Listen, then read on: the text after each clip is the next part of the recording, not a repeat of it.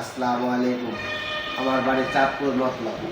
আমি ছোটোকালে ঢাকায় আসি, আইসা একটা রেস্টুরেন্টে জব করি। জব করাকালীন এক লোকের সাথে আমার পরিচয় হয়, তার নাম হলো জাকির। তো সেখান থেকে দীর্ঘদিন চলাফেরার মাধ্যমে সে আমাকে অফার দিল যে তোকে একটা বিয়ে করাই দিই। তা আমি বলছিলাম যে আমি বিয়ে করে আমি বউ এই রেস্টুরেন্টে চাকরি করে আমি বউ পালতে পারবো না। সে বলছিল তোরে আমি বিদেশ পাঠিয়ে দিব। তখন আমি রাজি হয়েছি। রাজি হওয়ার পরে তখন সে বললো কি কয়েক কিছু টাকার প্রয়োজন, গাড়ি ভাড়া লাগবে, বাকিগুলো তো আমিই দিব।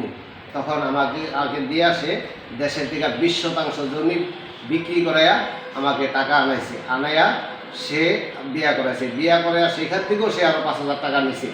নিয়া তারপরে সে আস্তে আস্তে আমার কাছ থেকে দূরে সরে গেল। কিছুদিন পর সে বিদেশ চলে গেল। বিদেশ থেকে আইসা এখন সে বিশাল বিজনেসম্যান। সে আমার সাথে যোগাযোগ করে না। যদি আমি তাকে কখনো ফোনে যোগাযোগ করতে চাই, সে আমাকে প্রশাসনের ভয় দেখায়, সে আমাকে জেলের ভয় দেখায়া এই ধরনের কথাবার্তা বলে, বইলা আমাকে এই হ্যারাসমেন্ট করে। তো আমি প্রশাসনের কাছে এই বিচার চাই, সে যেন এই ধরনের প্রতারণা আর কেউ যেন তার কাছে এই ধরনের প্রতারিত না হয়, এটা প্রশাসনের কাছে আমি বিচার চাই। তো আনার পর উনি ঢাকা আইসা অনেক বড় ধরনের বিজনেস করে।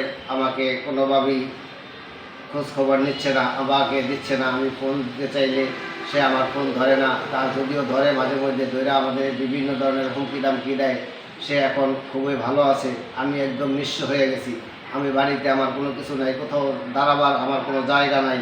আমি এখন কি করব? আমার এখন বয়স হয়ে গেছে, রেস্টুরেন্টে কাজ করছি, আমি এখন অসুস্থ। আমি তাকে বলছি পর্যন্ত যে আমি এখন অসুস্থ, আমাকে চিকিৎসা করার জন্য কিছু টাকা দেন। সে আমাকে জেলের ভয় দেখায়, কয় তোকে কিসের টাকা দেব? তাই আমি প্রশাসনের কাছে সম্পূর্ণরূপে এই বিচারটা চাই, কেউ যেন আমার মতো তার কাছে আর কোনো প্রতারিত না হয়। যোগ্য বিচার চাই।